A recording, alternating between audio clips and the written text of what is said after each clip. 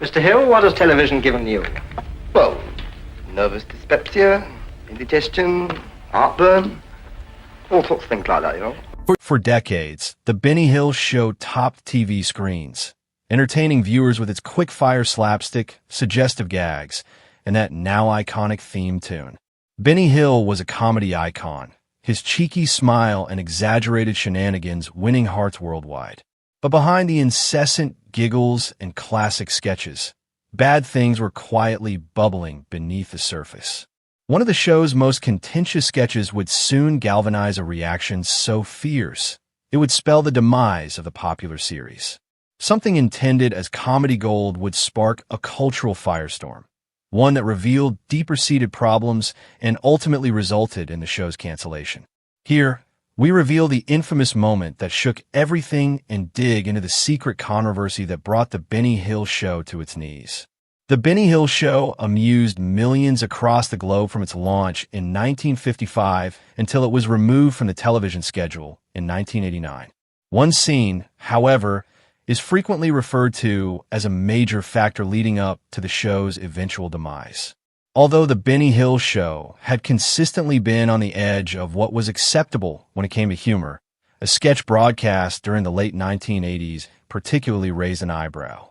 The episode in question included Hill in a mock beauty pageant, where women were ogled and objectified wearing skimpy clothing. The skit led to an especially crude and tasteless joke that was widely offensive to many viewers and critics. This was a period when public sensibilities and attitudes towards humor were evolving. Something that was previously regarded as cheeky and innocent fun was starting to be considered old-fashioned and offensive. The notorious sketch triggered these criticisms, placing the subject on the center stage of public discourse. However, did such a beloved comedy show end in such a catastrophic fashion? What went wrong? To understand that, let us look into the life of the person behind the program. Early life: Alfred Hawthorne Hill, more popularly referred to by his pen name Benny Hill, was born on January 21st, 1924, in Southampton, Hampshire, England. It is not entirely clear, however, whether he was born in the year 1924 or 1925, with some referring to 1925 as his birth year. His family history is very interesting, specifically because of the artistic bent of his predecessors. His father, Alfred Hill, ran a surgical appliance shop. This was a break from the entertainment heritage of the family, since his grandfather, Henry Hill, had been a circus clown. Performance and entertainment heritage impacted Benny Hill's later career choice. His mother, Helen, was also a major influence during his early years. Benny Hill went to school in Taunton School in Southampton. His schooling there did not directly enter him into the field of entertainment. Rather, Hill's early life was characterized by a range of odd jobs that were not show business related. He was employed at Woolworths, where he gained his first experience in the working world. He then had jobs which demonstrated his versatility and capacity to learn new types of work. He was a milkman, a bridge operator, a driver, and even a drummer. Hill's varied early working experiences informed the variety of characters and situations that he would later portray in his comedy. His entrance into show business as an assistant stage manager for a touring revue marked the start of his lifelong work in show business. The experience as assistant stage manager gave him invaluable knowledge of the backstage operations of the theatrical productions, stage management, timing, and coordination, skills that would be of immense value in his subsequent television work. In 1942, at the peak of World War II, Alfred Hawthorne Hill, otherwise known as Benny Hill, was conscripted for military service. He was a mechanic trained in the Royal Electrical and Mechanical Engineers, a part of the British Army that maintained, repaired, and recovered electrical and mechanical equipment. The technical training equipped Hill with skills that were not only applicable during the war, but also helped him be a resourceful and good problem solver later in his career. Hill's military career involved him playing several roles. First trained as a mechanic, he was also a truck driver and searchlight operator. His deployment in Normandy in September 1944 put him at the center of one of the most pivotal moments of the war. The Normandy campaign was decisive in the Allied liberation of Western Europe from German occupation. Hill's work as a truck driver and mechanic would have been to service and drive the vehicles needed for moving troops and supplies, and as a searchlight operator, his work would have been assisting in defense against enemy air raids by lighting up targets to enable anti-aircraft gunners to aim at them. Hill shifted to the Combined Services Entertainment Division prior to the end of the war. The CSE had the task of entertaining British and Allied troops, raising morale through comedy performances by actors, musicians, and other performers. This exposure played an important role in preparing Hill for a career in show business. Hill developed his performance skills while in the CSE, learning how to entertain and communicate with an audience in all types of conditions. This atmosphere provided the platform for him to play around with comedy, timing, and presentation, vital tools that would make him a success on television later. Inspired by the star comedians of music hall shows in Britain, a common source of entertainment in Britain in the late 19th and early 20th centuries, Benny Hill was greatly influenced. Music hall performances were typically composed of a variety of acts featuring comedy, song, dance, and magic.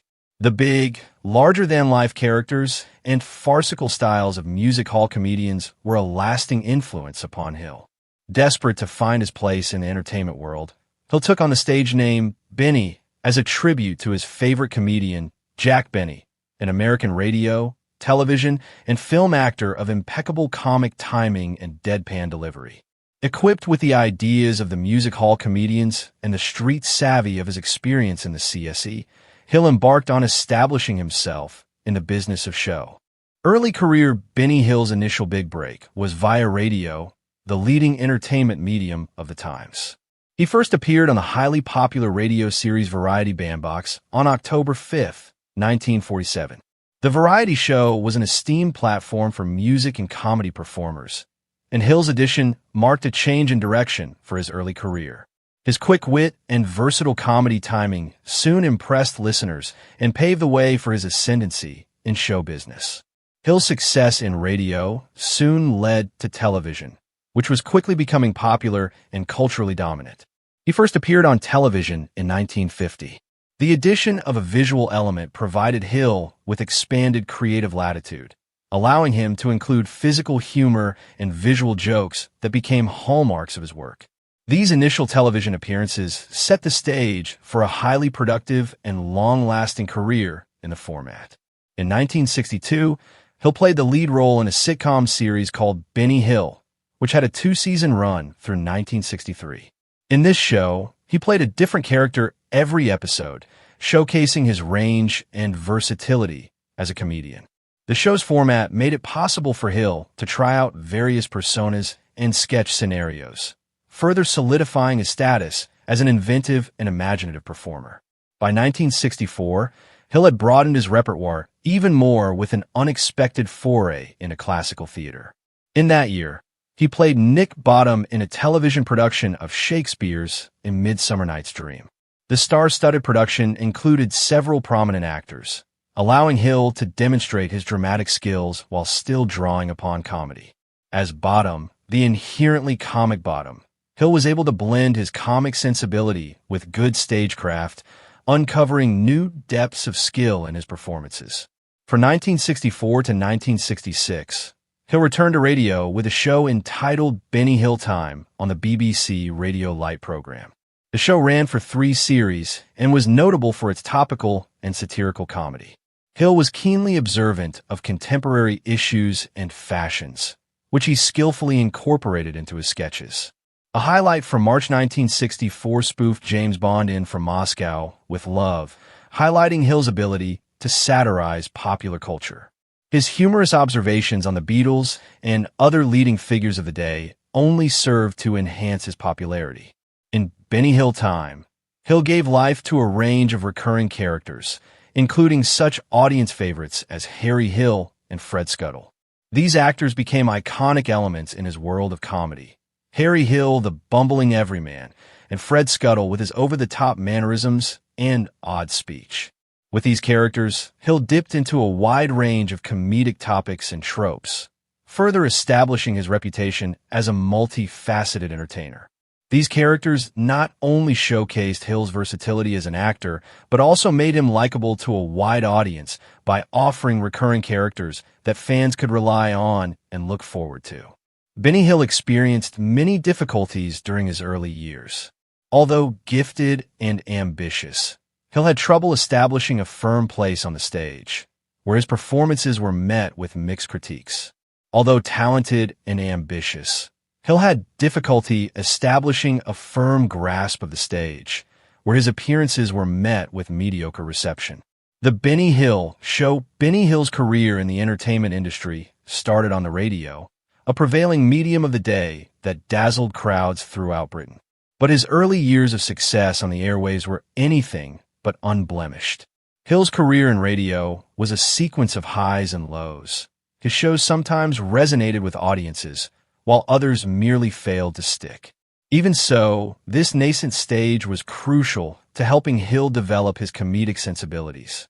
It was here, during these trial-and-error years, that he cultivated a tough spirit and refined his comedic approach, combining quick wit with flair for the ridiculous.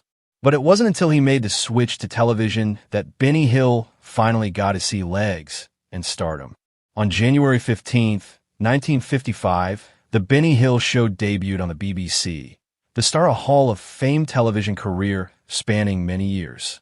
From the very start, the show stood out with a distinctive format based on the rich heritage of British music hall entertainment.